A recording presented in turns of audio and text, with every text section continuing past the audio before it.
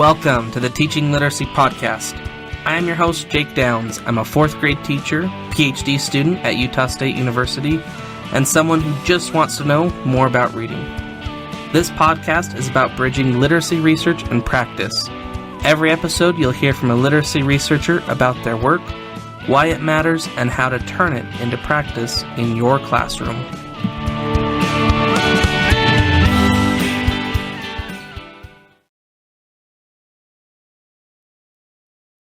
Welcome. This is episode 6 of the Teaching Literacy Podcast. I'm your host, Jake Downs, and I'm very excited today to give you part 2 of my conversation on reading comprehension with Dr. D. Ray Reutzel from the University of Wyoming.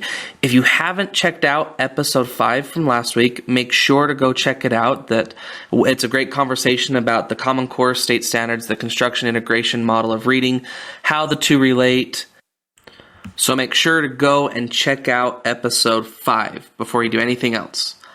Before we get to episode 6, I just want to again welcome you to the Teaching Literacy Podcast and talk a little bit about what we're trying to do here.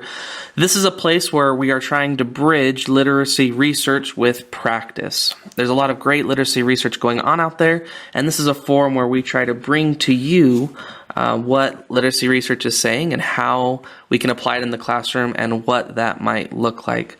So if you're someone who's benefited from the Teaching Literacy Podcast, please leave us a review on Stitcher or iTunes. And also, if you're a teacher who has used some of the strategies that have been talked about on this podcast, drop me a line at teachingliteracypodcast@gmail.com. I would love to hear your experience, and I'm potentially looking to include some of those stories of how teachers have applied episodes into their classroom as some spin-off shows that could be maybe, shorter, 5 or 10 minutes long. So without any further ado, let's get to the main event of our show today.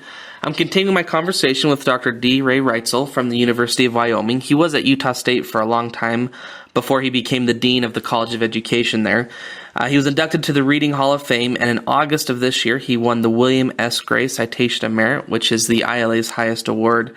He's done 3 decades of research on reading comprehension, and as he mentions in the podcast, the vast majority of his work is taking theoretical aspects and putting it to task in real classrooms. So it's a fantastic conversation. Today we talk a lot about oral language and how oral language is so important to support in the classroom.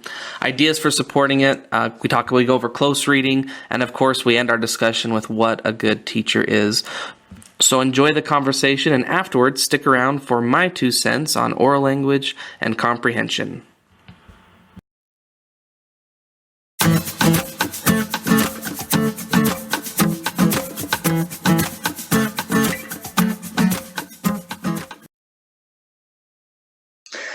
I think that's a transition right there, where you're talking about close reading. Let's get into practice for a few minutes. So let's talk about oral language, and then after we can talk about literacy and information comprehension instruction. What is the connection between oral language and then reading comprehension? Well, we know there's a connection. We know because there are multiple correlation studies that show that, okay? The problem with correlation is always, does A cause B, or does B cause A, or is C causing A and B? And so correlation never answers the question of, is oral language supporting comprehension, or is it the unique ability to comprehend, to take in information and make sense of it, that causes oral language growth? That's just as plausible. That it is cognition that is driving the oral language growth rather than the oral language growth driving the cognition. Or is it some innate ability we have yet to measure, that's C, that's driving both of them? That, my friend, has not been answered. Okay. So then do you recommend teachers support comprehension, oral language, or both, and why? My attitude is, when I don't have clear causal data, never load yourself on one side of the or. Make it a both. Make it an and. Because chances are you might be wrong. And then you've done all that work and wasted your time and theirs. So if you do both and rather than or, you're going to get at least 50% of it right. And you know what? Weathermen keep their job when they get the prognostications right half the time. So I think it's fair to expect at least teachers should go with that rule. That's a great rule of thumb. I like the or. That's good. That's a good visual. How can teachers build stronger oral language in their students? Well, it is something that is absolutely missing from early literacy instruction. Okay, and it disturbs me. I mean, I work with a proprietary company developing product for school use, and one of the products I keep trying to push them to do is to put together an oral language program. Because teachers don't have any curriculum or any structure for how to think about developing oral language. Now, why do I like construction integration theory again? Because I think it gives a structure. I think it says what's important for teachers to put in there. They should be spending time building kids' vocabularies, because word meanings are the asphalt that you drive on in comprehension. Okay? And then they should be working very hard to make sure that kids, once they can understand word meanings, that they can understand when you put those words together in a phrase or sentence, that they should be able to paraphrase that, represent that they know what that means with other words. Now, I don't see teachers doing much work in paraphrasing orally. Don't repeat it back. Don't memorize it. Don't be an echo chamber.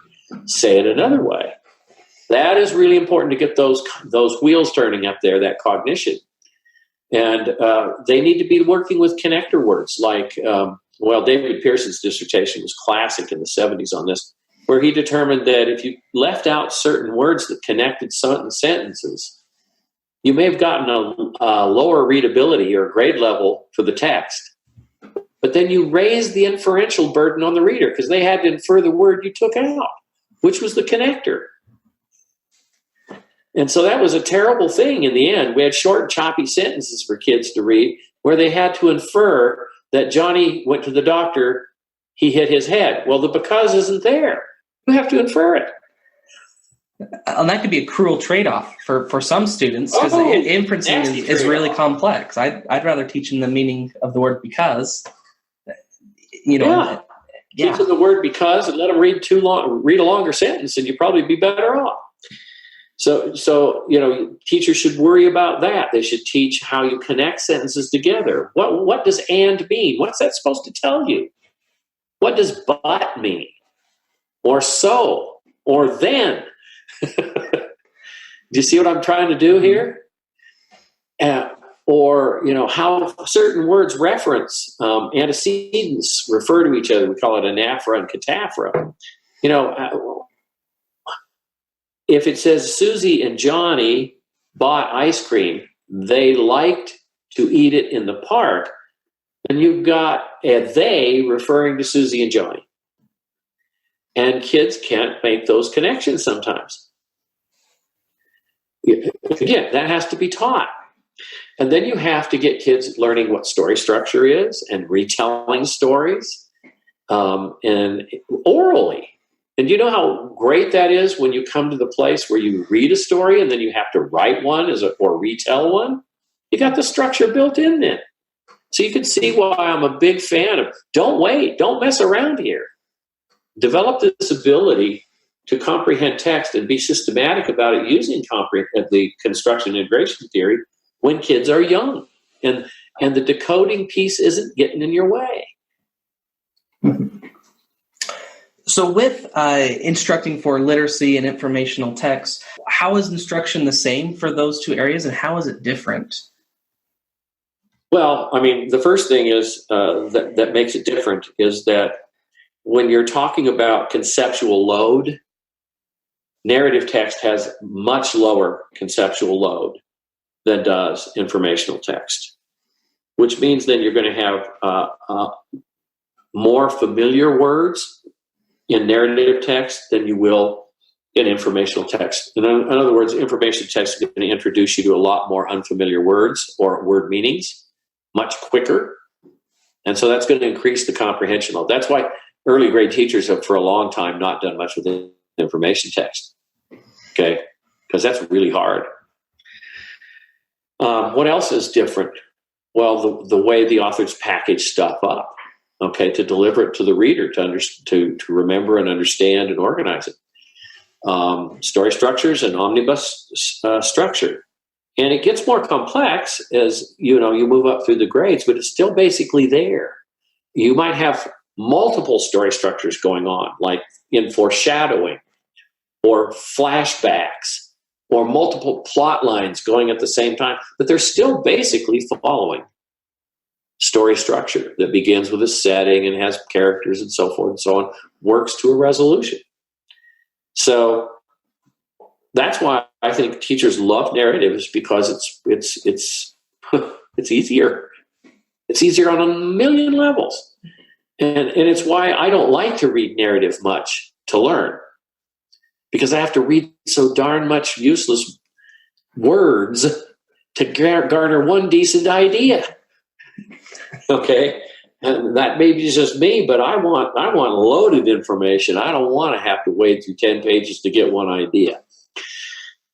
So the other side, of course, is you're working with information text. The kids are going to have unfamiliar text, unfamiliar graphics that they have to be able to comprehend. So you have this graphical understanding that isn't in narrative. You've got multiple ways of organizing text and sometimes intermixing those within the same text. So the complexity just goes way up. And I just think of teaching information text as like housework. It's never done. Because as soon as you get one figured out, you're going to encounter one you don't know. And then you got to teach this stuff all over again. The entire comprehension process has to be gone through all over again. And I think my friend Nell Duke thinks that same way about it. Every new text, every new genre presents a new comprehension problem for kids to, once again, learn how to take up information from text, because it changes.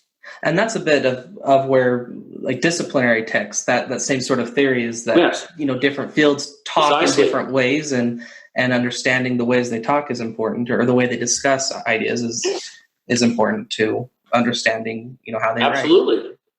I mean, think about reading the Bible versus reading the 1040 form, and tell me there isn't a difference.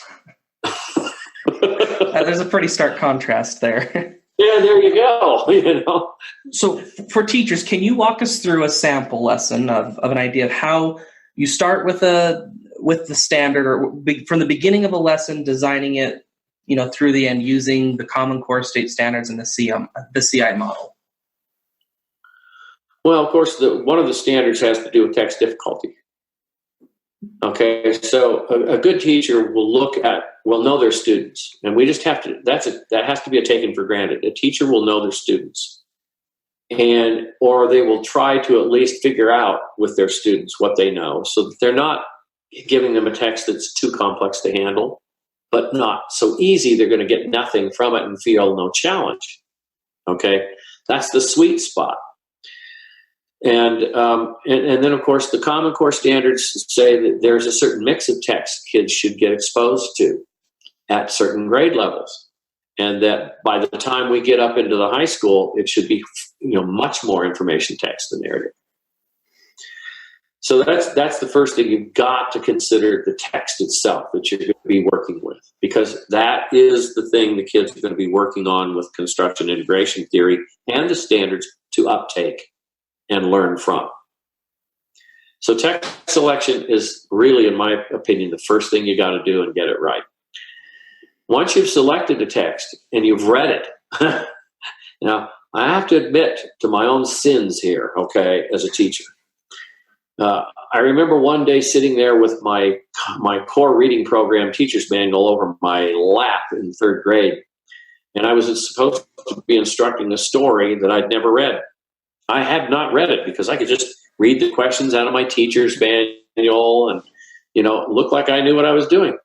But as the story went along, I realized that, I was picking stuff from the manual that was really not helping my kids, because I didn't know what was in that text. I didn't know what affordances were there for teaching comprehension. and what impediments were there that I needed to give kids strategies for when they hit them.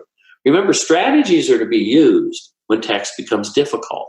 You don't teach strategies and apply them in texts that are easy. It's worthless. Strategies are to help you get to be skilled. You don't teach skills, you teach strategies to get to be skilled. And so it's very, very important that teachers understand the text selection piece and how to analyze text for its affordances and its impediments. Once you do that, then you look at that text through the eyes of construction integration theory and say to yourself, okay, what's the first thing that these kids got to get from this text? They've got to get the key ideas and details. They've got to get the microstructure. So what does that mean? Well, that means that you pick one of those anchor standards from that cluster and you teach toward that standard for that text. Okay? You've got 3 standards in every cluster. Okay? So you're going to want to rotate through those based on the type of text the kids have to pick the best standard in that cluster to bring out the affordances and overcome the impediments in the text you've read yourself. That's a lot of work. You've got to analyze text, and what we've learned from some of the work that has been published in the elementary school journal by I think it was Anne-Marie Palenstar, or I think it was Anne-Marie and her work, and several others, Linda Kuchen. They did a test of teachers' knowledge of how to analyze text for comprehension affordances, and they found that 84% of the teachers couldn't do it. So our teacher ed programs have got to be much better at helping our students analyze text for comprehension affordances and impediments. So then you pick that standard and you teach to that standard and you read that text through that lens, okay? And you get those key ideas out of the text. You help kids get those. Once they've done that, then, most teachers are done. But we've encountered this thing called close reading, which means you read it again. Well, for what reason? Just because somebody told you to read it again? And I love this idea, close reading. So would you just move up on the text and get closer? It's kind of silly. And what I've noticed with teachers, when they do close reading, instead of going up in terms of size of text and thinking, they tend to narrow down into the details. Well, that was the first thing the kids had to have. So why read it again for that? You want to read it again to get the next big ideas, which is structure and craft out of that text. So you read it again, picking a standard from the cluster on authors, craft, and structure that best fits that text. And so you move through that text, pounding away on what is the structure the author's got here. Now, if you're reading a narrative, most kids by first or second grade have got narrative structure down. You just got to remind them. So then you shift over to author's craft. What is the author doing here with this structure you already know? Is he doing flashbacks? Is he doing foreshadowing? Is he running multiple plot lines in the narrative? Do you see what I'm talking about? Is the author, using language to make an image? And what does it mean to image in your mind? So you go up in terms of level of complexity and construction, not down when you close read. And so then once you've got that text base, having gone through the text at least with one close reading, and you've moved through micro and macro, then it's time to, if you're going to read the text again, to talk about what is your interpretation or the meaning you make from that text as we read this again, and what is unique about what you think the text says and what everyone thinks is common. If you're reading a text about beetles, when you get done, everybody in the room should say, this text was about beetles. If that's not what's coming out, you got a problem.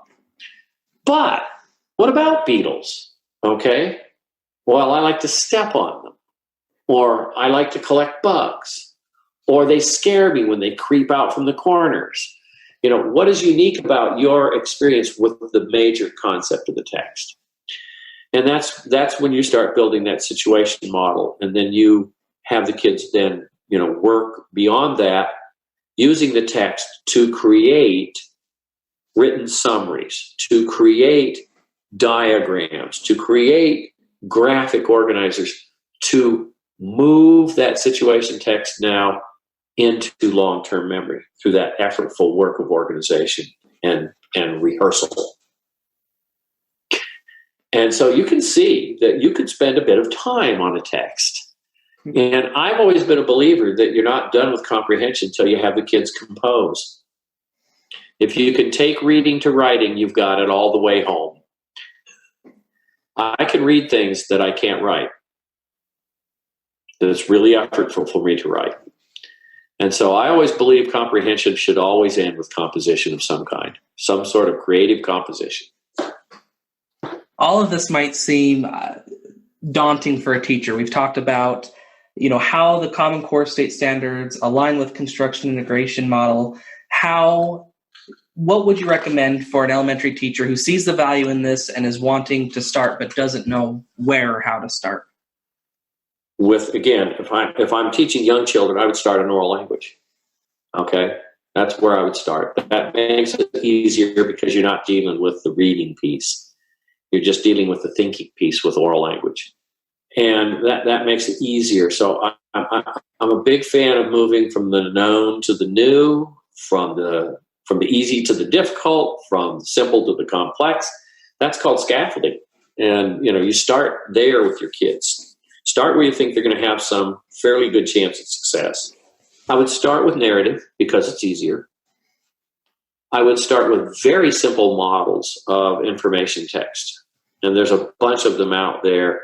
And my colleagues and I at Utah State have done multiple studies on how to identify text structures in information text, how to find models of simple ones that you can teach from.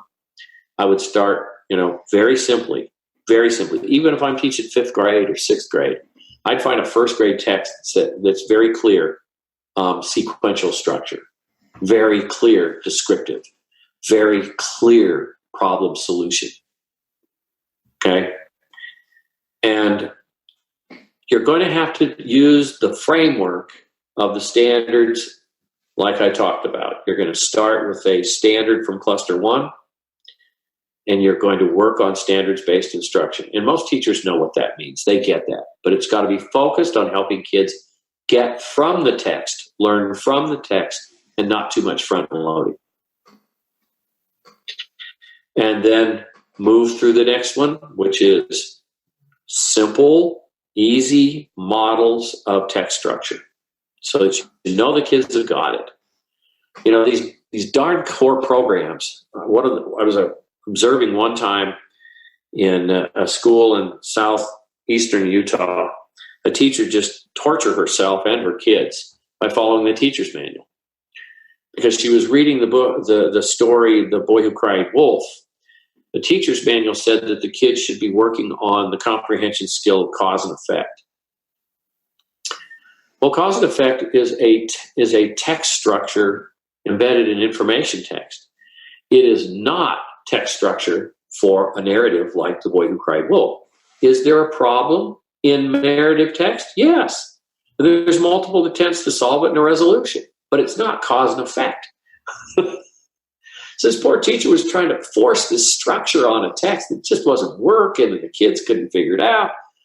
It's just so important that teachers start with one easy thing to do, and that's narrative. And they know this intuitively. That's why they like narrative. Move it through the macro, that second structure, that second tier of clustered, I think it's 5, 6, and 7, or no, 4, 5, and 6. Anchor standards, pick one of those that matches the text well and teach, again, standards-based and do a close reading with it. Then once you've done that, you move it up a notch and you start talking about, so what do you take away from this text? What is the model you've created from the situation in the story? And what do we share? Okay. It's about a boy. It's about a wolf. It's about making a false alarm. What is that like? Well, yelling fire in a theater, when there's not one, that kind of thing. So the kids start to, get the idea that you're trying to build understanding. And then when you're done with that, then how do you re-represent it? We call these heuristics, okay? How do you re-represent your knowledge in a new way? Okay, some people would call this transmediation, another term I've seen, to re-represent symbolically, act it out, sing it, but rehearse it in a way that you can keep it as a kid. And I think if you start developing that routine in your lessons and just practice that over and over again, you can get to be a pretty darn good comprehension teacher. Because what you're not doing is, I think I'm going to use graphic organizers with this one. I think I should probably do literal level questions on this one. That is not going to build a full model of comprehension. It's going to be a random throw spaghetti skills at the wall and see which ones stick. And that's the difference. Pure and simple. One is systematic, theoretically consistent, builds to a full knowledge of the text, grows knowledge in kids, and the other one is a random flock shooting of classrooms with random skills and strategies, and we hope to get really good systematic outcomes out of that. Dr. Reutzel, this has been a fantastic conversation. Thanks for coming on the show. Last question for you. What do you think makes a great teacher? Oh, boy. Oh, man.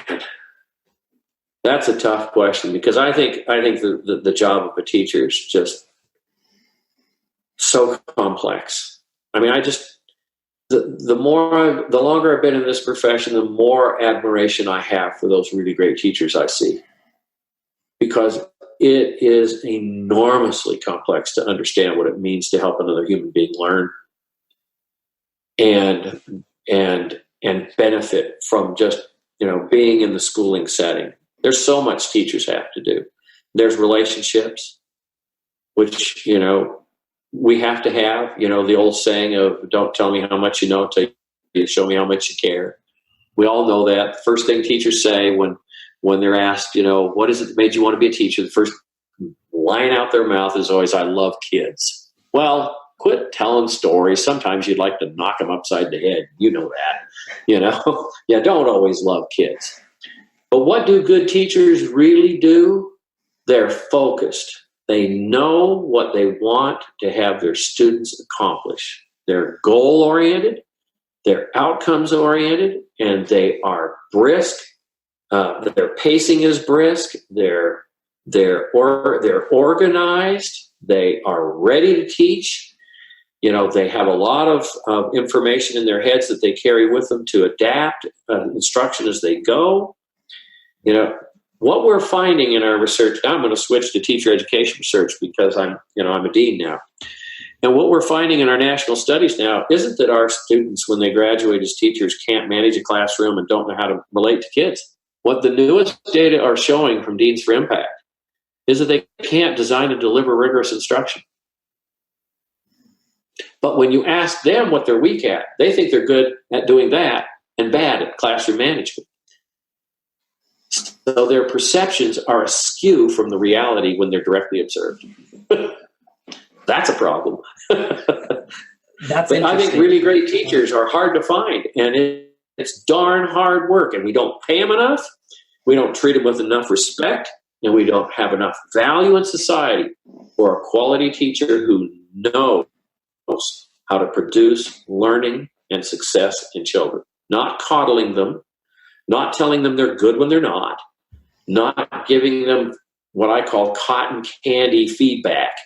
Oh, you're so good. I love the way you try. Well, that's not feedback, that's praise. And some of it's not very useful. Real feedback is, no, you did not get that idea. Now let's go back and figure out how you can.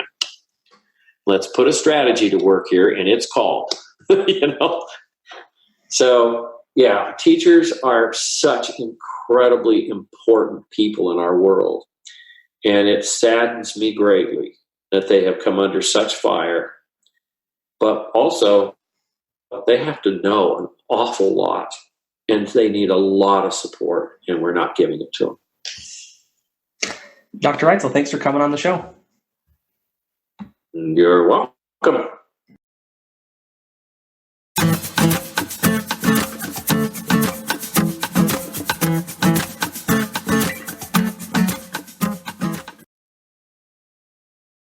A great big thanks to Dr. Reutzel for coming on the show.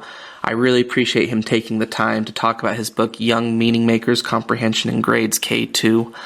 I hope you can see that even though we talked quite a bit about K2, a lot of what we talked about can apply across many grades. And I can honestly say as a fourth grade teacher, that book has deeply influenced my teaching and the way I approach teaching the Common Core State Standards, the way I think about comprehension in the classroom. So yes, the book's for K2, but truthfully, I think anyone who teaches the English Language Arts Common Core State Standards would benefit from reading that book and thinking about the concepts that are discussed in it.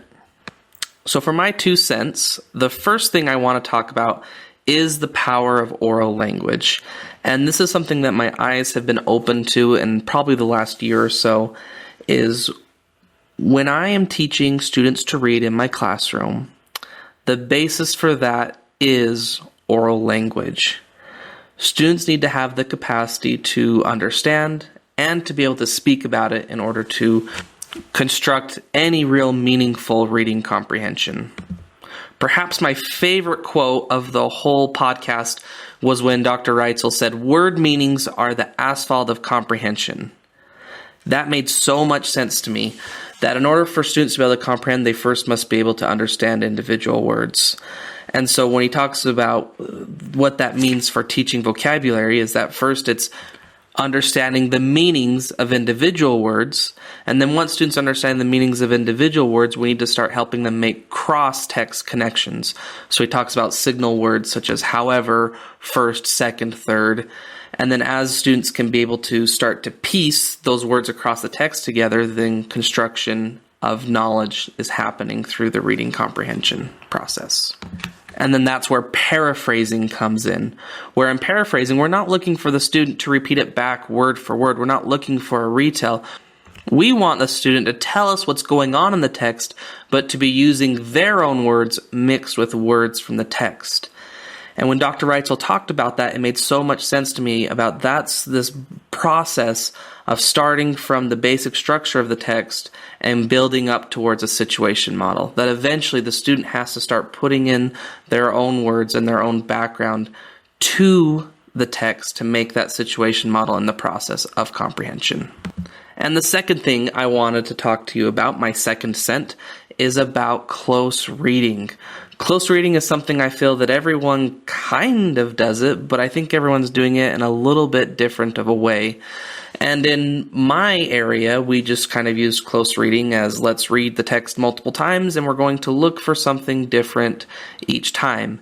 And not necessarily that's a bad way of doing it. I think that's probably a fine way of doing it. But as Dr. Reutzel was saying, that if we can use close reading to follow the construction integration model of comprehension, we're likely to have greater student outcome. So what that means when we are close reading is that rather than starting from higher level ideas and then working down into the specifics, we need to start with the lower level text ideas. So starting with individual words, cross-text connections, ideas within paragraphs, and then building up to the general gist or summary of what's going on with the text.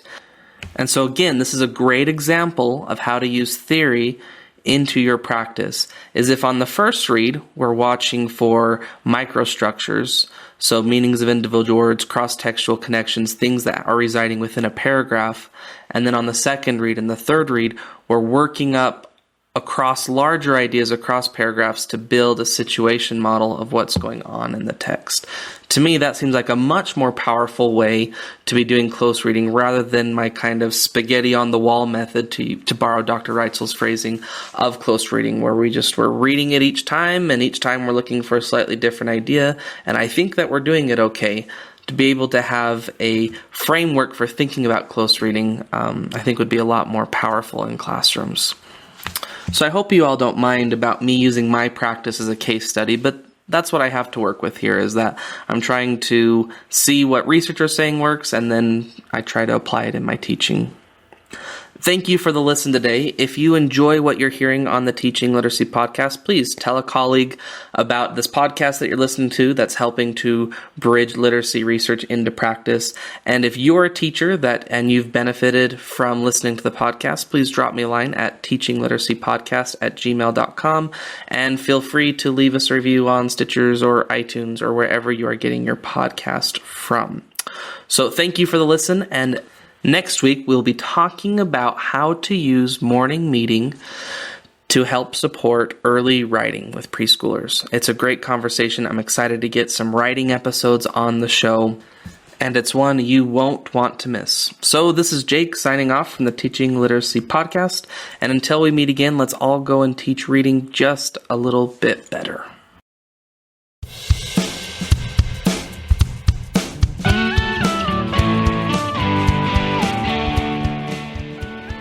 Thanks for listening to our conversation today. Remember to check out the show notes for more details. If you have feedback or a show idea, feel free to email me at teachingliteracypodcast@gmail.com. This is Jake with the Teaching Literacy Podcast, and until next time, let's go and teach literacy just a little bit better.